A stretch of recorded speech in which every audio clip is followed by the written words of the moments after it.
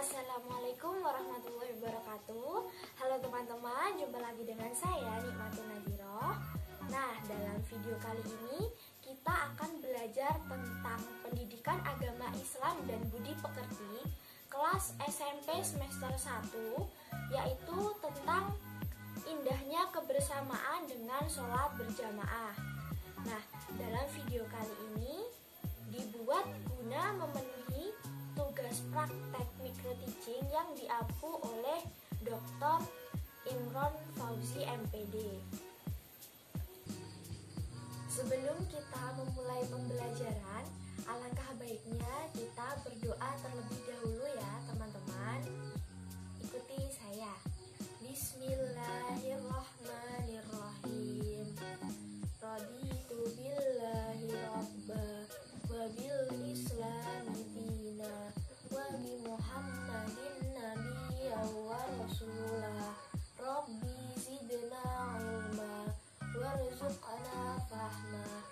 Amin ya rabbal alamin. Alhamdulillah. Bagaimana kabar kalian hari ini? Semoga kita selalu dalam keadaan sehat ya teman-teman.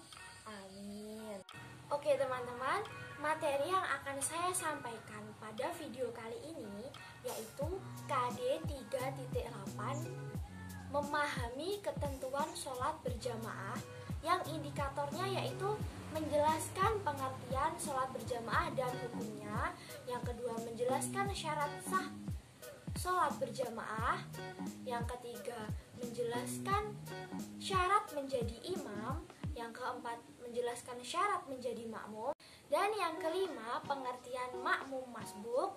Dan yang keenam, halangan yang terjadi dalam sholat berjamaah. Nah, selanjutnya KD 4.8, yaitu mempraktikkan sholat berjamaah, yang indikatornya menjelaskan tata cara sholat berjamaah. Sebelum kita membahas materi satu persatu, saya ingin bertanya, ada yang tahu tentang sholat berjamaah? Apa itu sholat berjamaah? Ayo, siapa yang tahu? Ya, sholat berjamaah adalah sholat yang dikerjakan secara bersama-sama. Mari kita amati gambar berikut. Pada gambar dijelaskan terdapat beberapa orang yang sedang melaksanakan sholat berjamaah.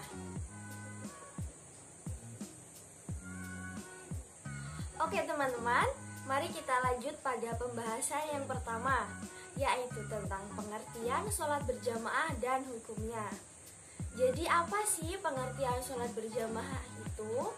Jadi, sholat berjamaah adalah sholat yang dikerjakan oleh dua orang atau lebih, dan yang satu menjadi imam dan yang lainnya sebagai makmum. Hukum sholat berjamaah. Sholat berjamaah ini hukumnya adalah sunnah muakkad. Nah, sunnah ini adalah sunnah yang sangat dianjurkan. Keutamaan sholat berjamaah bila dibandingkan dengan sholat munfarid atau sholat sendirian dilipatkan 27 derajatnya. Nah, hal ini dijelaskan dalam hadis Rasulullah SAW, yaitu an Ibni Umar qala Rasulullah SAW, sholatul jamaati tafdulu ala sholatil fadi bisa ba'i wa ishrina darajah, yang artinya dari Ibnu Umar radhiyallahu anhu, Rasulullah SAW bersabda, sholat berjamaah lebih utama dibandingkan dengan sholat sendirian, dengan dia mendapatkan 27 derajat pahalanya. Hadis rawahu Bukhari wa Muslim. Oke teman-teman, sekarang kita sudah tahu kan bahwa sholat berjamaah ini lebih utama daripada sholat munfarid atau sholat sendirian, yaitu diutamakan 27 derajatnya. Nah, sebelum kita melaksanakan sholat berjamaah, ada syarat sah sholat dalam sholat berjamaah. Apa saja ya? Nah, yang pertama, harus ada imam. Tidak mungkin terjadi sholat berjamaah kalau tidak ada imamnya. Jadi, ketika kita akan sholat berjamaah, harus ada imamnya. Yang kedua, makmum berniat untuk mengikuti si imam. Dan yang ketiga, sholat dikerjakan dalam satu majelis. Tidak mungkin ketika ada orang berjamaah, si imam ada di masjid dan si makmum ada di rumahnya. Itu tidak mungkin. Nah, yang keempat, sholat makmum sesuai dengan sholatnya imam. Teman-teman, setelah kita membahas tentang syarat sah sholat berjamaah, kita akan membahas tentang syarat menjadi imam. Yang pertama, imam harus mengetahui syarat dan rukunnya sholat, serta perkara yang dapat membatalkan sholat. Yang kedua, seorang imam harus fasih dalam membaca ayat suci Al-Quran. Yang ketiga, paling luas wawasan agamanya. Yang keempat, seorang imam itu harus berakal sehat, tidak boleh orang gila. Nah, yang kelima, balik. Tidak mungkin seorang anak kecil itu menjadi imam. Apa itu balik? Balik dalam Islam diartikan adalah telah mencapai kedewasaan. Nah, balik ini berasal dari bahasa Arab yang artinya sampai.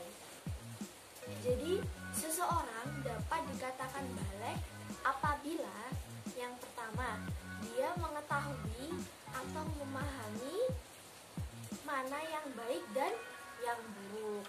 Yang kedua, telah mencapai usia 15 tahun bagi seorang laki-laki dan sudah mengalami mimpi basah. Nah, yang ketiga, bagi seorang perempuan sudah berumur 9 tahun dan juga sudah mengalami menstruasi. Jadi, ketiga tanda-tanda tersebut adalah ciri-ciri dari seseorang dapat dikatakan sudah balik. Yang keenam adalah seorang laki-laki ataupun seorang perempuan. Nah, jika seorang perempuan itu menjadi imam, maka makmumnya harus perempuan. Nah, yang ketujuh, tidak sedang bermakmum dengan orang lain. Jadi, orang itu belum melaksanakan sholat. Nah, selanjutnya kita akan membahas tentang syarat menjadi makmum. Selanjutnya adalah syarat menjadi makmum.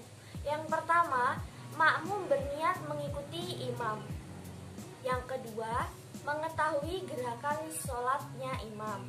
Dan yang ketiga, berada satu tempat dengan si imam. Yang keempat, sholat makmum sesuai dengan sholatnya imam. Selanjutnya adalah pengertian makmum masbuk. Makmum masbuk adalah makmum yang tertinggal sejumlah rakaatnya dan tidak sampai ruku bersama sang imam. Jadi makmum masbuk itu adalah makmum yang ketinggalan atau tertinggal. Nah, ciri-ciri makmum masbuk adalah makmum yang tertinggal dalam sebagian surat Al-Fatihah. Yang kedua, makmum yang tertinggal pada seluruh ayat Al-Fatihah. Yang ketiga, makmum yang tertinggal sebagian surat-surat yang dibaca oleh imam. Yang keempat, makmum yang tertinggal pada seluruh surat yang dibaca oleh imam. Dan yang kelima adalah makmum yang tertinggal rukuknya bersama imam.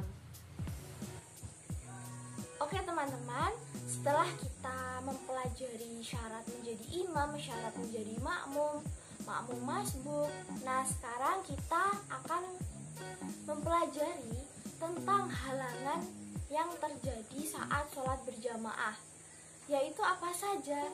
Yang pertama, hujan yang mengakibatkan susah untuk berjalan ke tempat sholat berjamaah atau biasanya kita ke masjid.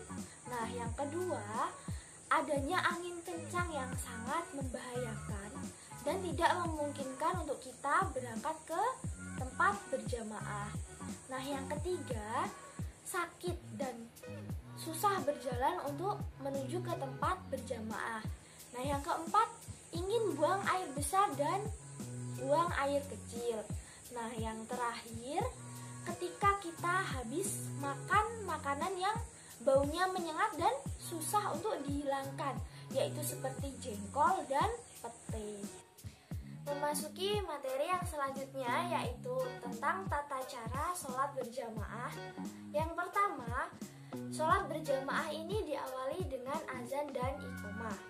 Nah, yang kedua, barisan sholat di belakangnya imam, diisi oleh jamaah laki-laki dan perempuan di belakangnya.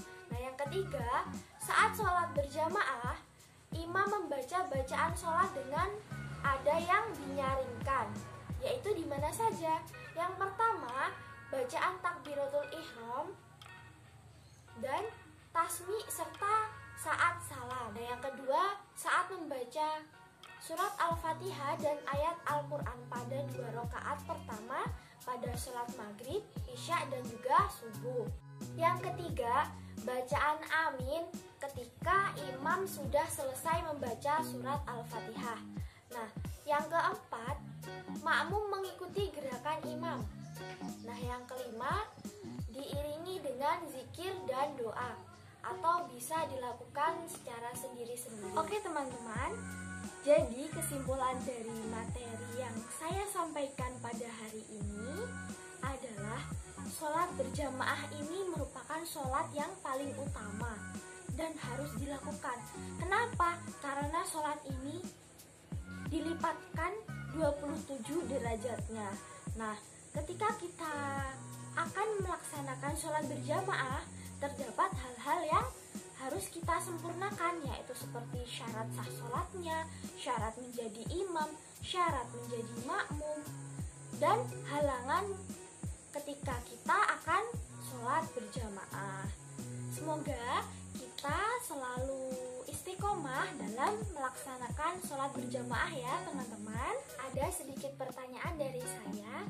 Nah, yang pertama, jelaskan sholat yang sering Anda lakukan secara berjamaah. Nah, yang kedua, jelaskan alasan mengapa Anda tidak melaksanakan sholat tersebut dengan berjamaah. Jangan lupa jawab di kolom komentar. Oke teman-teman, itu tadi merupakan sedikit materi yang bisa saya sampaikan, yaitu tentang indahnya kebersamaan dengan sholat berjamaah. Nah, jika ada pertanyaan, silahkan tulis di kolom komentar ya. Semoga materi yang saya sampaikan bisa bermanfaat bagi kita semua. Dan jika ada kesalahan, mohon maaf yang sebesar-besarnya. Sampai jumpa lagi pada pembelajaran yang selanjutnya. Nah, sebelum saya akhiri, mari kita berdoa terlebih dahulu. Ya teman-teman, Bismillahirrahmanirrahim. Wal 'ashri innal insana lafi khusrin illal ladzina amanu wa 'amilus sholihati wa tawassaw bil haqqi wa tawassaw bis sabr. Rabbana atina fid dunya hasanah wa fil akhirati hasanah wa qina adzabannar. Amin ya rabbal alamin. Sekian dari saya. Wallahul muwaffiq ila aqwamit thoriq. Wassalamualaikum warahmatullahi wabarakatuh.